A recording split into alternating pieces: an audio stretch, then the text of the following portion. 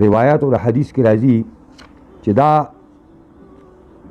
نبی کریم صلی الله علیه وسلم یو ورځ جاړي او وایي چې امتی امتی امتی دا وایي. نبی کریم صلی الله علیه وسلم الله جبریل راولېږه، جبریل ته ویل چې لاړ شه زما دې بنده نه تپوس وکړي چې ولې جاړي. نو هغه راغی او نبی کریم صلی الله علیه وسلم چې الله وایي چې ته ولې جاړې؟ نو هغه ویل زه د خپل امت په باره کې جاړم. جبریل لاړ او الله ته ویل چې ستا بنده وایي چې زه د خپل امت په باره کې جاړم. جبریل ته الله ویل چې لاړ شه ورته ووایه چې زه به ستا د امت په باره کې تا نه خفه کوم او زه به ستا د امت په باره کې راضي کوم، ته پروا مه کوه.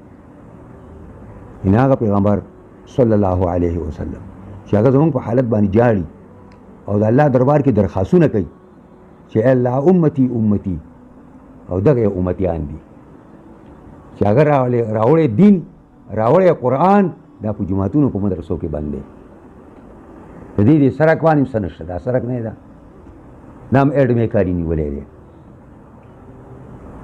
زه وایم چې موږ په کم مخ باندې به د الله څه ملاویږو او په کم مخ به موږ د جناب محمد رسول الله مخې ته ځو.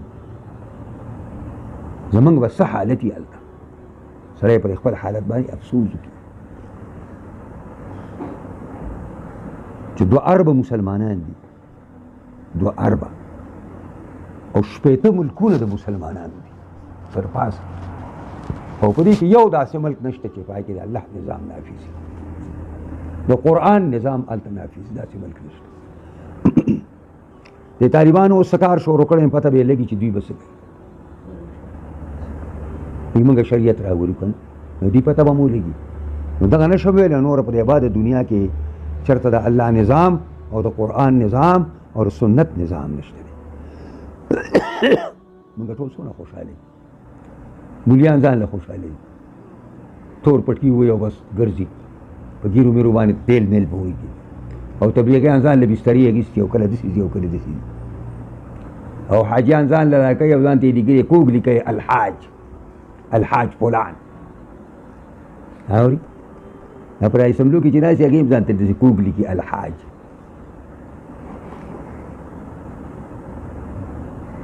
او امیانو خو وایي موږ خوروا ګوټلې او پوټي م خوړلې او خوروا م ګوټلې، موږ خو بس دې لپاره خدای پیدا کړي چې بس دنیا به ګټو او دنیا پسې به ګرځو، بس زموږ څه بل کار نشته. لکه زموږ او د هندوانو بیا څه فرق دی او زموږ او انګریزانو څه فرق دی بیا چې ته خدای دې له قدرې پیدا کړی.